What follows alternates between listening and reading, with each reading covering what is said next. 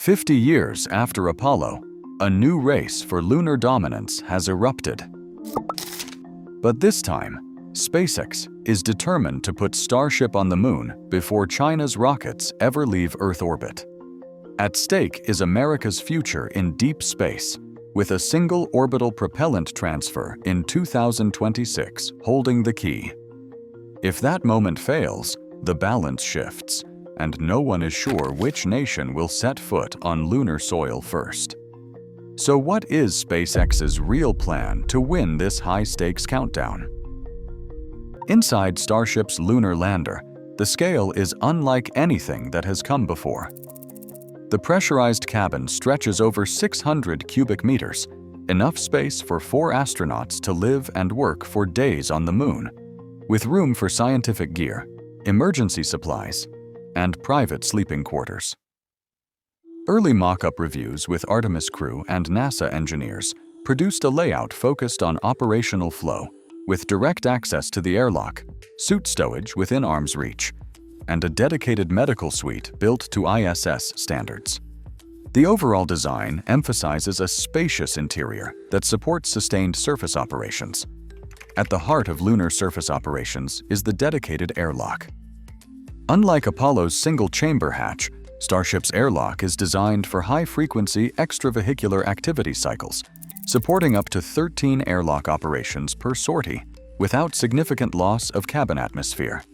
Its pressure seals and dust trap vestibule minimize the risk of lunar regolith contaminating life support systems, a problem that plagued Apollo crews. For egress, the deployable crew elevator transforms the challenge of Starship's towering height into a safe, routine descent. The system passed repeated mock-up drills with suited astronauts and includes backup protocols for manual winching if power is lost. Life support hardware is built for redundancy: dual oxygen and nitrogen tanks, regenerative carbon dioxide scrubbers, and thermal control loops rated for continuous operation in the harsh lunar environment. Simulated full crew tests have demonstrated stable atmosphere, temperature, and humidity across multi-day cycles, matching NASA's strictest human rating criteria. Communications are handled by a new generation of high-gain antennas and optical laser links, delivering high-bandwidth, low-latency communications that provide both direct Earth contact and lunar relay redundancy. These upgrades enable real-time voice, video, and telemetry, which are crucial for mission support and rapid troubleshooting during critical surface operations. Every system in the habitat is engineered to extend mission duration and support rapid, repeated sorties. This integrated approach, with a spacious cabin, a robust airlock, a reliable elevator, and advanced communications, forms the backbone of Starship's lunar capability and sets the stage for the propellant and engine challenges that follow. Raptor engines define the muscle behind every Starship lunar mission. By 2025, the upgraded Raptor PHEV-3 engines had logged hundreds of ground and flight cycles, delivering both raw power and unprecedented throttle control. Engineers at SpaceX pushed each engine through deep throttle burns and rapid restarts, targeting the delicate balance needed for lunar descent, where too much thrust risks a hard landing and too little leaves the ship stranded above the surface. Test data from recent flight campaigns showed Raptor clusters sustaining up to 60 minutes of continuous operation, with engine-out scenarios modeled and rehearsed across dozens of simulations. Thermal protection is the other half of the equation. Starship's version 3 heat shield tiles, each one hexagonal and interlocking, faced their toughest trial yet during the 2025 global orbit flight. This test sent Starship beyond low Earth orbit, then brought it screaming back at lunar return velocities. Telemetry showed the thermal protection system withstood peak heating loads without breach, even after a rapid pitch anomaly forced the ship to rely on guidance overrides. Operators reported only minor charring, no loss of tile integrity, and no damage to the underlying structure.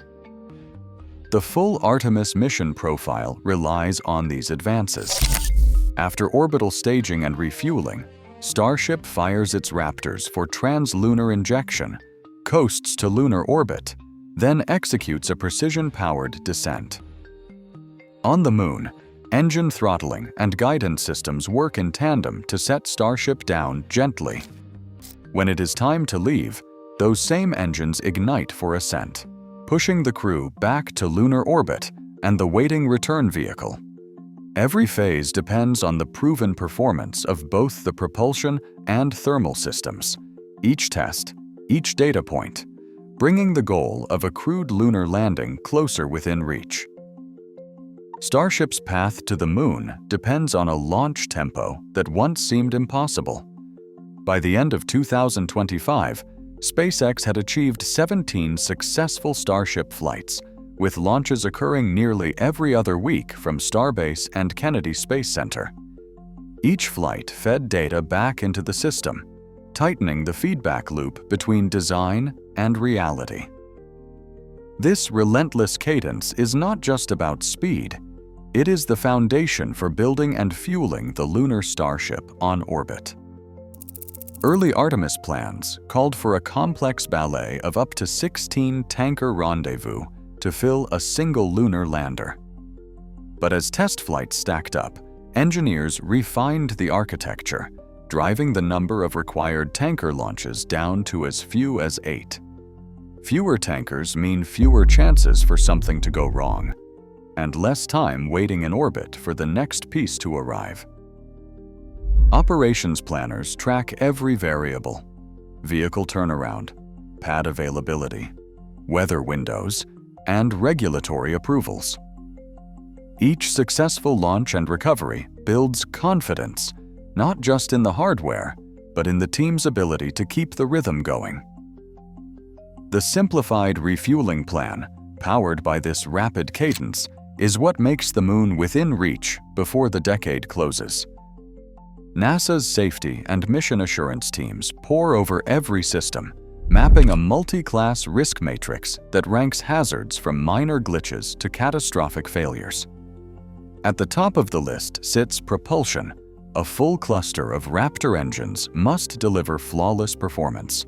Fault tree analysis still places total engine out during lunar descent as a Class 1B risk, catastrophic, with a probability that remains remote but not negligible. Each engine has logged hundreds of cycles in test stands, but operational reliability across a full lunar sortie is still being proven. Simulations show a single engine out abort has a modeled 66% chance of safely saving the crew, but multiple failures drop survival odds to less than 10%.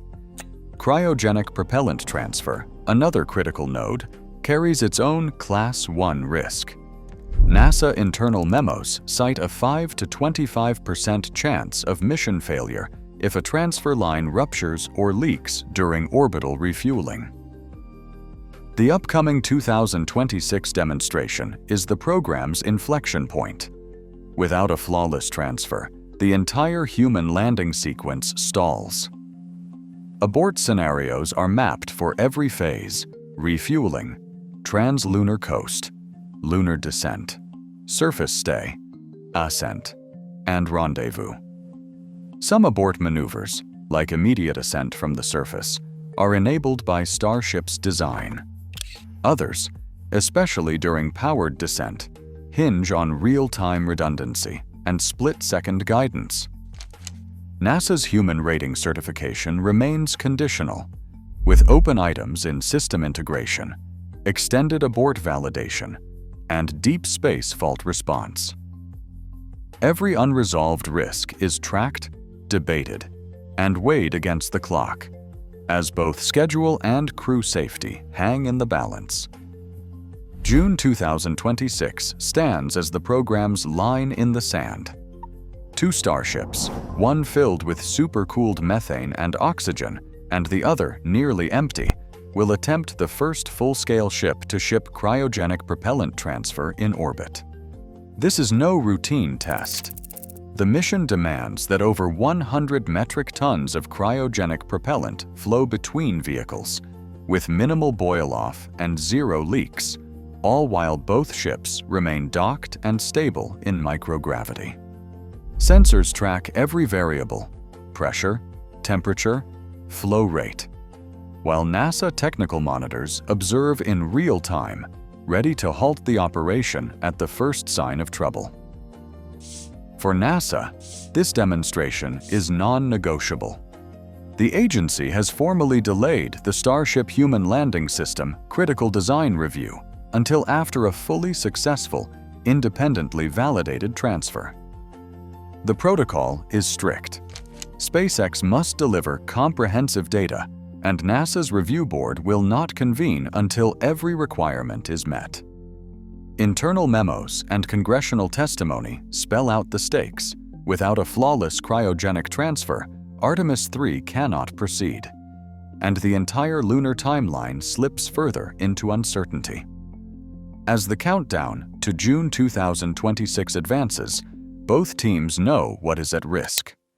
The outcome of this single test will decide whether the United States keeps its lunar lead or whether the door opens for China to land first. The program's ticking clock is now set by the success or failure of a single high-wire engineering feat. China's lunar program has advanced from concept to hardware in just a few years. The Long March 10, that rocket stands nearly 92 meters tall, and it is engineered to send over 27 metric tons toward the Moon in a single launch. Engine test stand firings of its YF-100K engines have surpassed 200 second cycles, and system-level integration is underway for an uncrewed flight as early as 2027. The Mengzhou crew capsule weighs 8.8 tons. It is designed for deep space missions, supporting up to 3 astronauts with regenerative life support and autonomous docking. All ground and suborbital flight tests for lunar profiles are complete, and full system qualification was announced for 2025. The Lanyu lander, equipped with dual YF-75D engines and a pressurized cabin, will deliver 2 astronauts to the lunar surface for up to 48 hours. Crew elevator and suit port systems have passed thermal vacuum and dust simulation trials, positioning China for a crewed lunar landing by 2029 or 2030. Pressure builds not just in the engineering labs, but across the halls of government and the global stage. In Washington, officials warn that every month lost to technical setbacks is a month closer to seeing another nation claim the next lunar first. Congressional testimony echoes with phrases like a symbolic victory, but also a leverage point for moon-based infrastructure. Yet this contest is larger than any one flag or program. For the first time in half a century, the world is watching 2 visions for the moon unfold. One driven by private momentum and public urgency, the other by national resolve and long-term infrastructure. The question is not simply who will land first, but who will define the rules, the rhythms, and the meaning of a permanent human presence beyond Earth. The stakes are woven into every schedule, every launch, every risk taken in pursuit of a new chapter for all of humanity. Right now, a single cryogenic propellant transfer stands between Earth and a new era on the Moon. Whoever masters this breakthrough will define humanity's next step beyond our planet. The new space race isn't just about arrival. It's about shaping who leads as we build our future among the stars.